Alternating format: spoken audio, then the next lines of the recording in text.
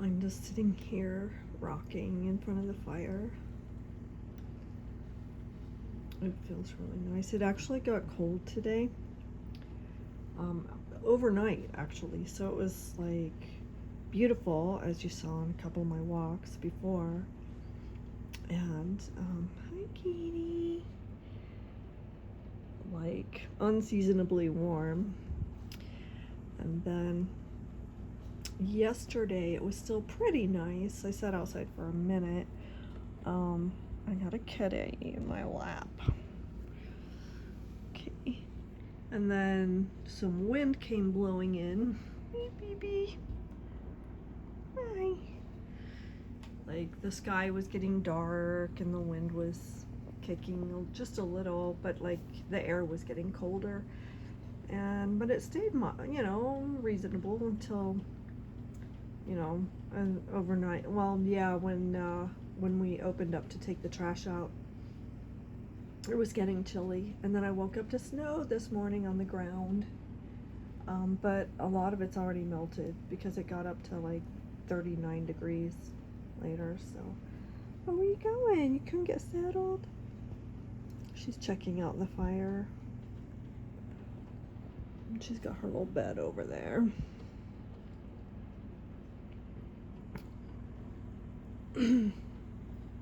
Yeah, I am kind of unkempt with dirty hair, so I'm not turning the camera on myself.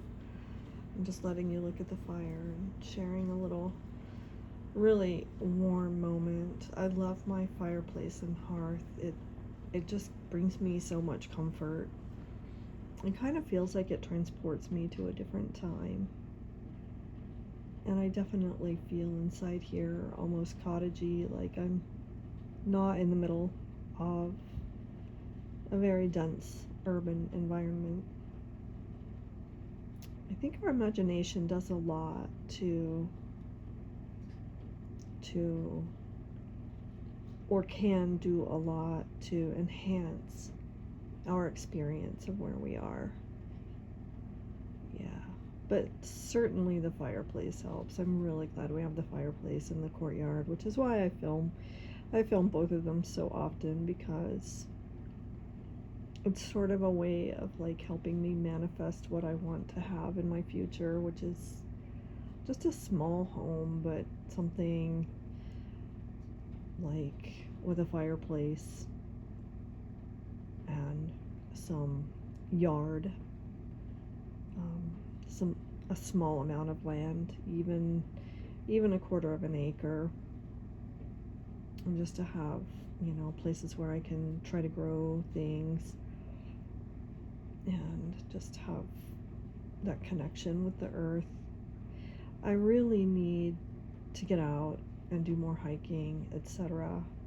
I think I am missing that so much. The Highline Canal, where I also take you fairly frequently with me on my walks, is nice. It's very nice. It's a nice respite, but sometimes I get a little bored with it because I tend to do the same couple of miles of it over and over. Partly because there's no bathrooms along the way, and I always have to pay. So, and also it's just still, that you're in the city. I really crave time out in the woods, like some feral time out in the woods. How about you guys? Anybody feel like they need a change? I mean, on the other hand, some people, like I grew up in a really small town and I had a big old backyard and there were lots of trees, and it was suburban, but it was also like we were surrounded by farms and a college. But so it was very more rural than urban, let's put it that way. Very small town.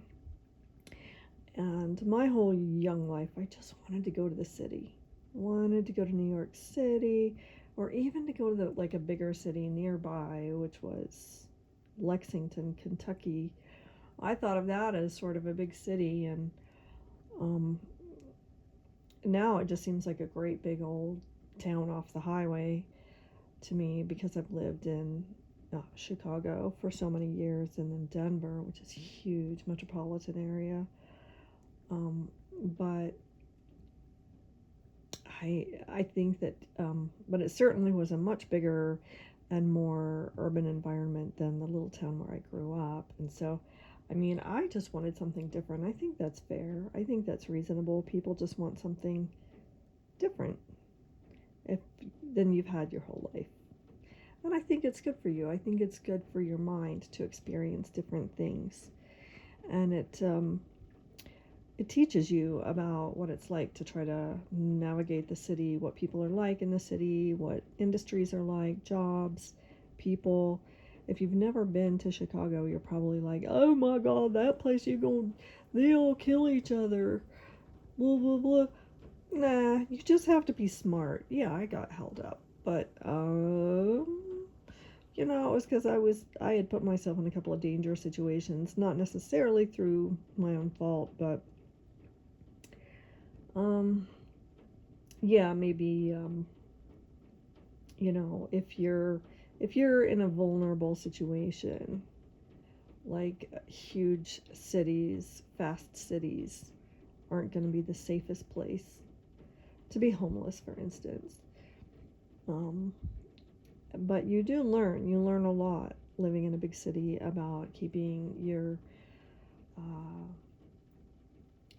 your sixth sense open, I guess. Your your extrasensory awareness, your 360-degree awareness, and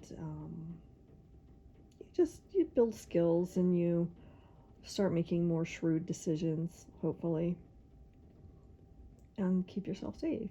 You know, things are going to happen no matter where you are. It doesn't matter if it's a small town or a big city. There can be violent crime and assaults and which is a violent crime, but any kind of bad event can occur anywhere. So anyway, I'm definitely craving the forest, or at least a town like Boulder. Maybe if we could live closer to the mountains where um, you really feel it. You really feel that earth energy just like surrounding you. Yeah. And then, you can take a 5 or 10 minute either walk or drive, depending on where you live, and be on a trail. I think I'm just craving that. Yeah.